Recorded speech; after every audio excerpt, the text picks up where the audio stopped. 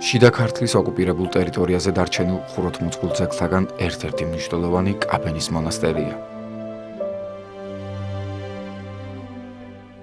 ახალგორის მახლობლად, ქსნის ხეობის სოფელ ყანჩაეთში მდებარე ეს კომპლექსი 100 წლეულების განმავლობაში აღმოსავლეთ საქართველოს ერთ-ერთ მნიშვნელოვან სასულიერო კერას წარმოადგენდა.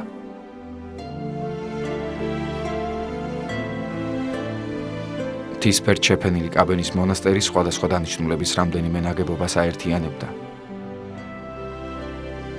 ესაა გეციმანიის ღვთისმშობლის მთავარი ეკლესია, მის ჩრდილო-დასავლეთით აღმართული სამრეკლო და ტაძრის დასავლეთით მდებარე სატრაპეზო და სენაკები.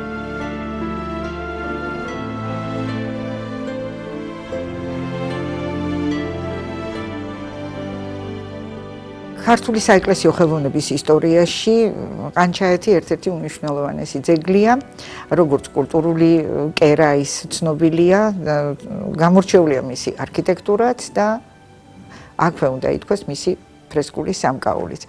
ყანჩაეთის არქიტექტურა არის ერთის მხრივ გარდამავალი ხანის ძეგლი, ამაზე ბატონ გიორგი ჩუბინაშვილს არაჩვეულებრივი გამოკვლევა აქვს. ის მე-19 საუკუნეების არქიტექტურაა, რომელიც ძირფესვიანად იქნა შეცვლილი მე-12 საუკუნეში, თუმცა თავდაპირველი ფენა შეძლების დაგვარად იქნა შენარჩუნებული. ეს არის მცირე გუმბათიანი ეკლესია, რომელსაც აქვს ჯვრისებრი გეგმარება. უკვე სადღაც მე-10 საუკუნეში მას აი ამ მცირე გუმბათიან ეკლესიას ადგავენ გარშემოსავლელს. გარშემოსავლელი არის ჩრდილოეთიდან, დასავლეთიდან, სამხრეთიდან. ხოლო შემდგომ საუკუნეში, სავარაუდოდ მე-13 საუკუნეში, როდესაც მოხდა უკვე ძალიან ფუნდამენტური გადაკეთება ამ ეკლესიისა, ამ მონასტრის უფრო სწორედ, ეს მე-10 საუკუნეში მიშენებული გარშემოსავლელი გაჭრეს სამხარეს და ეს ძველი პატარა ეკლესია ჯვარ-გუმბათოვან ნაგებობად იქცა. ყანჩაეთის კაბენის ეკლესია იმ იშვიათ ძეგლთა რიცხვს მიეკუთვნება, რომელთა გუმბათიც ბოლო დრომდე თავდაპირველი სახით შემოინახა, თუმცა სამწუხაროდ ის გარკვეული მიზეზების გამო 2002 წელს ჩამოინგრა.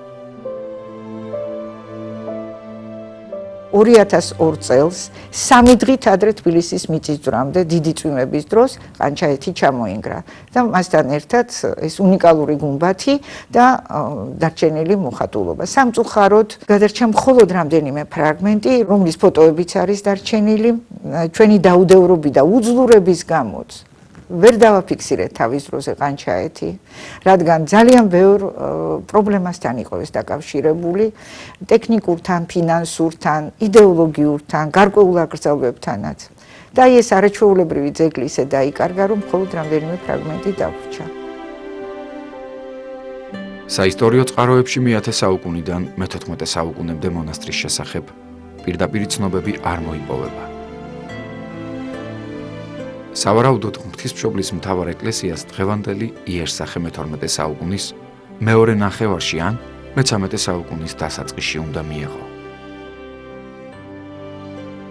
მე მინდა განსაკუთრებით შევეხო ამ ეკლესიის, ამ მონასტრის, ყანჩაეთის კაბენის მე-13 საუკუნის პლასტს. აღმოსავლეთიდან რომ შეხედოთ ეს ეკლესია არის ისევე გაფორმებული, როგორც არის მაგალითად სამთავის ეკლესია, როგორც არის იკორთის ეკლესია. ყანჩაეთის კაბენის დეკორიც, აღმოსავლეთის ფასადის დეკორიც, რომელიც შედგება ლილვების კონისაგან, რომელიც დასაწყისშივე შემოხაზავს ორ რომბს, შემდეგ ეს ლილვები მიემართება ზემოთკენ, შემოულიც დაჩუქურთმებულ საპირეან სარკმელს და ჯვრით ბოლოვდება აი ამ კეხში, ხომ? აი ეს თემა გამეორებული არის სწორედ ყანჩაეთშიც.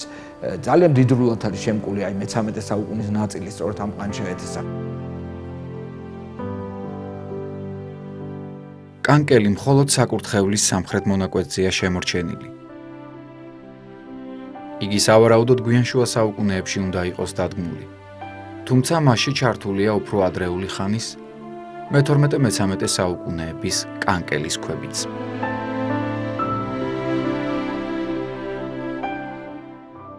მე-19 საუკუნეების ტაძარი გადაკეთების დროს ფაქიზად დაუცავს ხუროთმოძღვარს. მე მხედველობაში მაქვს კერამიკული ანტიფიქსები, რომელიც ამთავრებს ჩვენ ვიცით კრამიტის ღარებს და ყველგან იყო გამოსახული ნიშოვანი ღვთისმშობელი.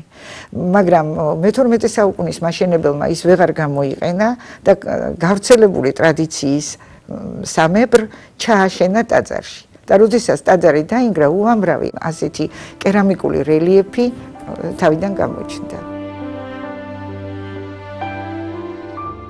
კაბენის მონასტრის ფრესკები თითქმის მთლიანადაა წარხოცილი. მხოლოდ რამდენიმე ფრაგმენტიღაა შემორჩენილი. მე-19 საუკუნეში ცალკეული ფრესკული აქცენტები იყო დასმული ყანჩაეთში, ხოლო მე-12 საუკუნეში ის მთლიანად მოიხატა. ყანჩაეთის მონუმენტური მხატვრობის ამოსავალი იყო ორი. ერთი რომ მე-19 საუკუნეში მაშენებელმა გუმბათში რელიეფური ჯვარი გამოსახა, როგორც მცხეთის ჯვარში და სხვა ადრეული ხანის ძეგლებში გვაქვს. აი ამ რელიეფურმა ჯვარმა განაპირობა შემდეგ ფერწერული ჯვრის ამაღლების გამოსახვა და შემდეგ ძირითადი 12 დღესასწაულის და ქრისტოლოგიური ციკლების გარდა აქ იყო ღვთისმშობლის ციკლი, რადგან ყანჩაეთი არის, ანუ იგივე კაბენი არის ღვთისმშობლის ტაძარი და ბუნებრივია რომ პატივი მიეგებოდა ღვთის დედას. მაგრამ დღეს გადარჩა რამდენიმე ფრაგმენტი. ეს არის ყოვლადწმინდა ღვთისმშობელის საყდარზე დაბრძანებული მაცხოვრით კალთაში, გამოყენებულია ფურცლოვანი ოქრო და არის იმდენად ფაქიზი ფერწერა, რომ მნახველი აუცილებლად შეიცნობს მასში ხატმწერის ხელს და ალბათ ამას თავისი კონტექსტიც აქვს, რადგან ხატთაყვანისცემის გაძლიერებას მე-12 საუკუნეში თავისი ძალიან დიდი мотиваცია აქვს. შემდეგ გადარჩა თაღზე რამდენიმე წინასწარმეტყველის არაჩვეულებრივი სახე და რამდენიმე სახელმწიფომთავრებისა საკურთხეველში.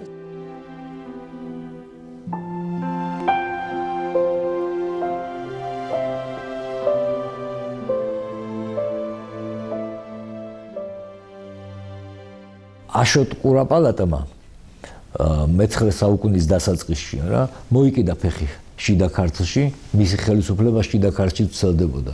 აი ყანჩაეთის კაბენში ამის დამადასტურებელი ფრესკული წარწერა იყო ნეტარი ადარნასეს ასული ლატავრი. ანუ აშოტ ყურაპალატის და ლატავრი იყო გამოსახული და განმარტებითი წარწერით. ადარნასე მამა იყო აშოტისა რა.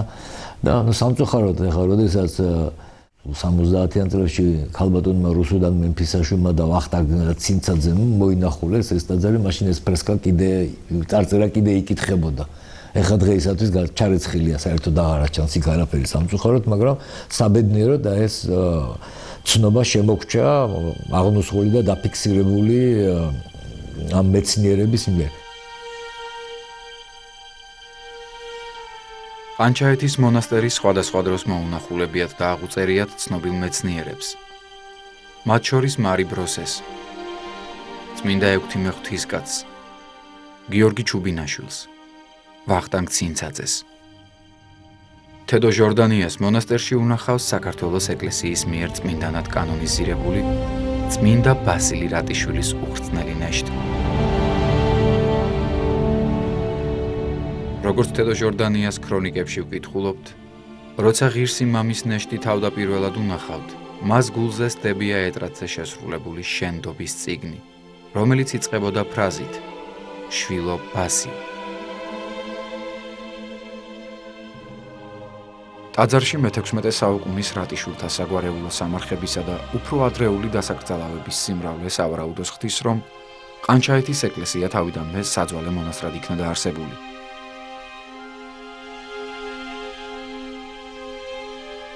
ჯერ კიდევ 1858 წელს მონასტრის მონახულებისას მარი ბროსეს ძველ კიდობანში უნახავს პერგამენტის ფრაგმენტები.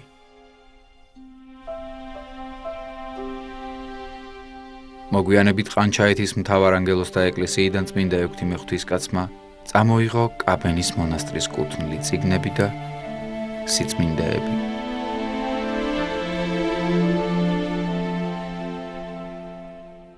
დღეს ხელნაწერთა ეროვნულ ცენტრსა და საქართველოს ეროვნულ არქივში ინახება ყანჩაეთში ერთდროს დაცული თუ გადანუსხული ხელნაწერები. მათი სიმრავლე ცხადყოფს, რომ იქ ხანგრძლივი პერიოდის მანძილზე სამწერლობო კერაც არსებობდა. მათ შორისაა მე-12-13 საუკუნეებით დათარიღებული ოთხთავი და 1674 წელს მონასტრისადმი შეწირული ჟამგულანი. ყანჩაეთის ოთხთავი სავარაუდოდ გადაწერილია მე-12-13 საუკუნეებში. სამწუხაროდ ხელნაწერს არ ახლავს ანდერძი, რომლის მეშვეობითაც ზუსტად გვეცოდინებოდა ხელნაწერი, როდის და ვინ გადაწერა, ან ვინ იყო ამ ხელნაწერის დამკვეთი. ხელნაწერზე უხვად არის ყანჩაეთის კაბანის ღვთისმშობლის ეკლესიისადმი შეწირულობის გუჯრები. ხელნაწერი ექვთიმე თაყაიშვილმა 1916 წელს ჩამოიტანა კაბანის მონასტრიდან. რაც შეეხება ყანჩაეთის ჟამგულას, ხელნაწერი გადაწერილია 1674 წელს. ხელნაწერს ყავს სამი გადამწერი: ზაქარია, ონოფრე მთიული და მღვდელი საბა. ხელნაწერის დამკვეთია ქართლის მთავარეპისკოპოსი ევდემოს გნოლისთავისძე, რომელიც ქსნის ერისთავის სახლის ძე იყო. მან ეს ხელნაწერი კაბანის ღვთისმშობლის ეკლესიაში შეწირა. შემდეგ მას როგორც ჩანს ეს ხელნაწერი დაუკარგავს, რომელიც იპოვა არაგვის ერისთავისშვილმა გრიგოლმა. მან გრიგოლს აღუთქვა, რომ ხარებას დღეს ჟამს უწირავდა კაბანის წინამძღვარი ან დეკანოზი, ვინც იქნებოდა მას, მის მშობლებს, მის შვილებს. აღნიშნული ხელნაწერიც ექვთიმე თაყაიშვილმა ჩამოიტანა 1916 წელს.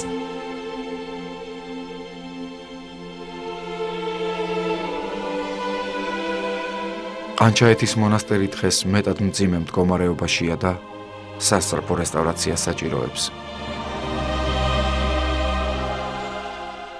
77 წელს ზაფხულში მე მახსოვს, რომ ჩუბინაშვილის ინსტიტუტის მთელი შუა საუკუნეების ხელოვნების განყოფილება ექსპედიციით გავიდა ყანჩაეთში.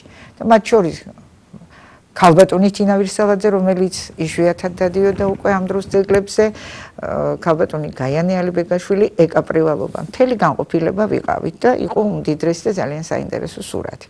ამის შემდეგ უკვე 2001 წელს, როდესაც მივედი მე გადასაღებად ყანჩაეთისა, დაგხვდა სავალალო სურათი. ყანჩაეთი ჩამონგრეული და ფრესკების დიდი ნაწილი განადგურებული. და რაც თავარია დაწყებული რესტავრაცია მიტოვებული. და როდესაც ვიკითხეთ თუ რაში იყო საქმე, რა გაირკვა, რომ იმ საშინელ პირობებში დაუწყიათ რესტავრაცია, მაგრამ თანხა აღარ იყო საკმარისი, რომ მieყვანათ ბოლომდე. მე არ ვიცი რას დავაბრალო, მაგრამ ფაქტია, რომ ჩვენს თვალწინ დაიღუპა არაჩვეულებრივი ძეგლი. და ჩვენ ვართ ამისით მონაწილეები ირიბად თუ პირდაპირად, რადგან ვერ ვიტყვით, რომ ქვეყანაში ამ დროს თანხები არ იყო. ალბათ დრო არის, რომ გამოვიდეთ ამ მძიმე ტკივილის მომტანი რეალობიდან და შევხედოთ, რა იღუპება ჩვენს თვალწინ. და ალბათ არც ის არის შემთხვევითი, რომ ყანჩაეთი ახლა აღმოჩნდა დროებით ოკუპირებული. ალბათ მისტიკურად ამაში ჩვენ მიგვიწვის წინ.